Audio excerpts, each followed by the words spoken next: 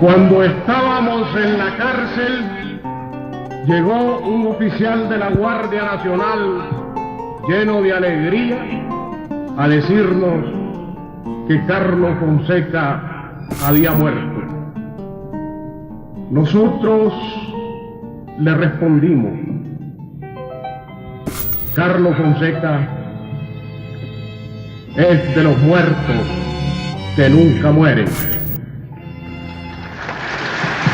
Las generaciones venideras de la Nicaragua libre y luminosa van a recordarte eternamente con tu carabina disparando. De intensos ojos azules y de mirada firme, cubiertos en su juventud por unos lentes gruesos, nace en la ciudad de Matagalpa, un 23 de junio de 1936, el comandante Carlos Fonseca Amador, padre de la revolución y fundador del Frente Sandinista de Liberación Nacional. Desde su niñez, el comandante Carlos Fonseca se ganó el cariño del pueblo matagalpino.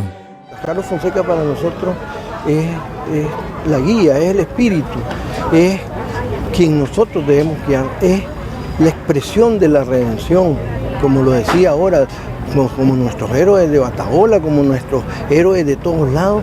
Carlos Fonseca es la redención de los oprimidos de Nicaragua, es el que nos inspira en esa voluntad de dar todo, hasta la vida misma, por liberar este país, por vencer la pobreza, por preservar la paz, por preservar la seguridad de nuestro país. Yo lo conocí en el año 1964, 65, por ahí de haber sido, ¿verdad? Que él empezó a contactar a una serie de chavalos que andábamos en la escuela para ir hablando y los incorporando a su magisterio, porque él era un maestro. Yo lo conocí en la iglesia del Monseñor Arias Caldera, Monseñor de los Pobres, que prestaba su sacristía y prestaba su iglesia para reuniones revolucionarias.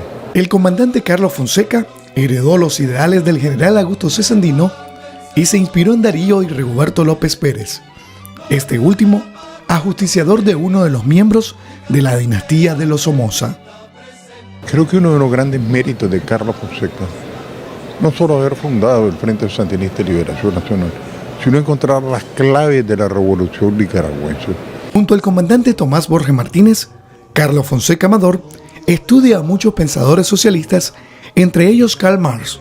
Su simpatía por la entonces Unión de Repúblicas Socialistas Soviéticas, URSS, lo lleva a conocer Moscú y tras esa visita escribe un libro desmitificando la propaganda occidental sobre Rusia. Un chilotito tierno, fulgurante bajo el sol, nació el Frente Sandinista, mazorca y espiga de liberación. En una reunión del movimiento Nueva Nicaragua, celebrada en Honduras en 1961, en la que participa el comandante Tomás Borges, Silvio Mayorga y Santos López, el comandante Carlos Fonseca propone llamar Frente Sandinista de Liberación Nacional a la organización armada revolucionaria que se venía gestando en contra de la dictadura somocista. Fue precisamente ese amor por la unidad del Frente Sandinista que el comandante Carlos Fonseca Amador es asesinado por la Guardia Nacional en 1976 en Sinica. En junio se cumplen 81 años del nacimiento del comandante Carlos Fonseca, héroe revolucionario que con su ejemplo y dignidad impregnó los ideales sandinistas en el corazón de aquellos que quieren construir una Nicaragua mejor y en paz. Romeo de la patria rojinegra, Nicaragua entera te grita presente.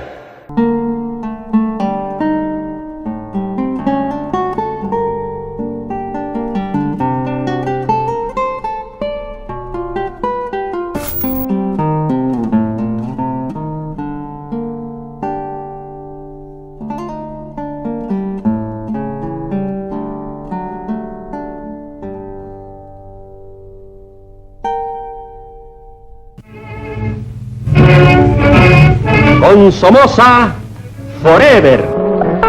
Carolina, amante del contacto natural, se divierte con sus gustos deportivos en los extensos y verdosos campos de su residencia.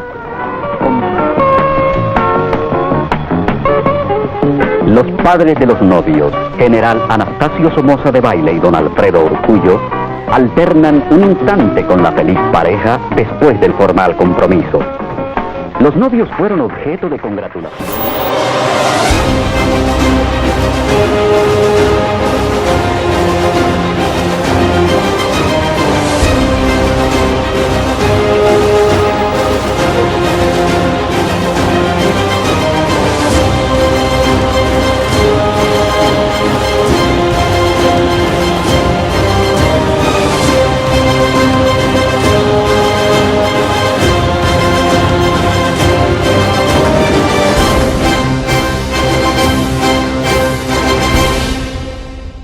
Nos conocimos en circunstancias difíciles, complejas, pero también de mucha expectativa, optimista.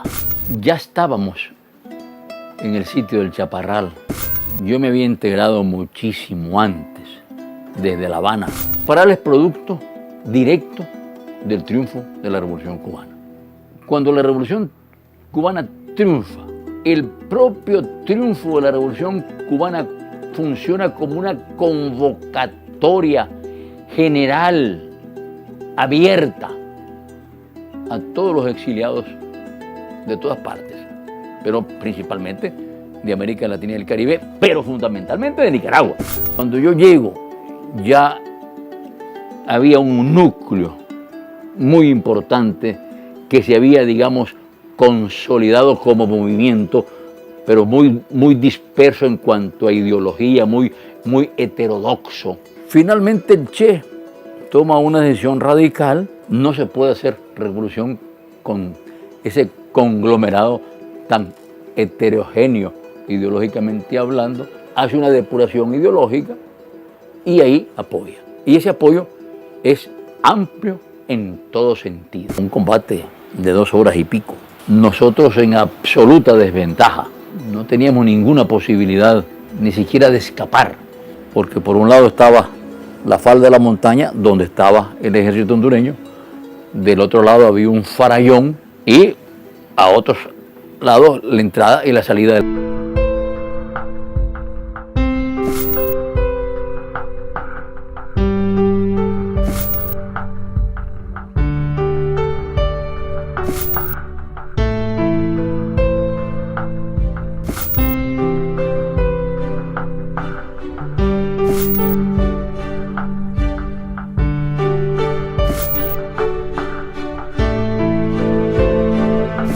Fuimos prisioneros en el primer batallón de infantería en Honduras. Los heridos fueron al hospital. El gobierno hondureño quería expulsarnos con un salvoconducto colectivo, sin mencionar nombres, sin mencionar nada, simplemente tantos prisioneros. Contra las clases explotadoras, contra las incesantes agresiones yanquis, el pueblo de Nicaragua se ha alzado múltiples veces. Paralelamente, a lo largo del pasado histórico, se han repetido las frustraciones y traiciones. Ante el desarrollo de la nueva gesta guerrillera, los traidores de siempre, los enemigos de siempre del pueblo, preparan una traición más, una frustración más. Pero en esta hora de rebeldía luminosa que vive Nicaragua, los traidores serán definitivamente vencidos. En esta hora, las masas populares de Nicaragua cuentan con su propio instrumento político guerrillero. A la cabeza de las masas populares de Nicaragua se sacrifica no por alcanzar una mezquina migaja para el pueblo, sino por lograr una radical transformación social y nacional. 20 años después, tal vez en el 81, se publicó en Barricada una carta de Carlos dirigida al profesor Edelberto Torres. La carta estaba fechada allá por marzo, abril de 1960, un poquito antes de cumplirse el año de la acción o del desastre del Chaparral. ¿Y cuál es mi susto? Que en esa carta él libraba de responsabilidad al jefe de la columna. Quiero insistir que tenía 24 años porque el juicio es de un hombre sumamente maduro. Apenas había pasado un año. Y el argumento fundamental es que el movimiento revolucionario no estudiaba por estudiar, estudiaba el pensamiento revolucionario universal. El primer gran hallazgo. La revolución no se puede hacer solamente con las ideas universales, porque las ideas revolucionarias universales no le dicen nada al pueblo. Todo esto justifica nuestro llamamiento a formar por los diversos rumbos del campo, la montaña y la ciudad nicaragüense distintos comités sandinistas clandestinos, capaces de ponerse al frente de la lucha local político-guerrillera. En cada barrio, fábrica, centro de estudio, oficina, templo, debe formarse un comité sandinista clandestino. En cada comarca rural, hacienda, centro minero, debe formarse un comité sandinista. La unidad que forjaron fusil en mano en la cordillera de la América oprimida, el comandante Ernesto Che Guevara y el sacerdote Camilo Torres. Podemos comprometernos con ninguna tendencia ideológica externa. Tenemos que desarrollar nuestra propia posición ideológica.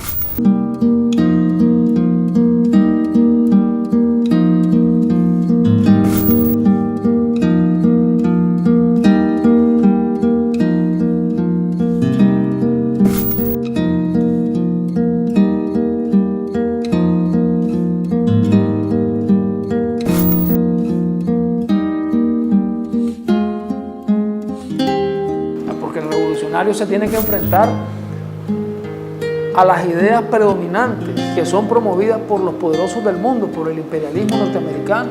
Entonces, para poder vos estar en condiciones, incluso contra las ideas que predominan en la sociedad, los valores que predominan en la sociedad, el sálvese quien pueda, cada quien busque cómo resolver sus problemas sin importarle que sea a costa de la desgracia de los demás. Si algo caracteriza al revolucionario es que lucha por una nueva conciencia, por nuevos valores. O sea, se opone a los valores y la conciencia que predomina, a las ideas predominantes. Cuestiona lo que la mayoría considera que es verdad. Entonces, el revolucionario tiene que tener mucho criterio propio.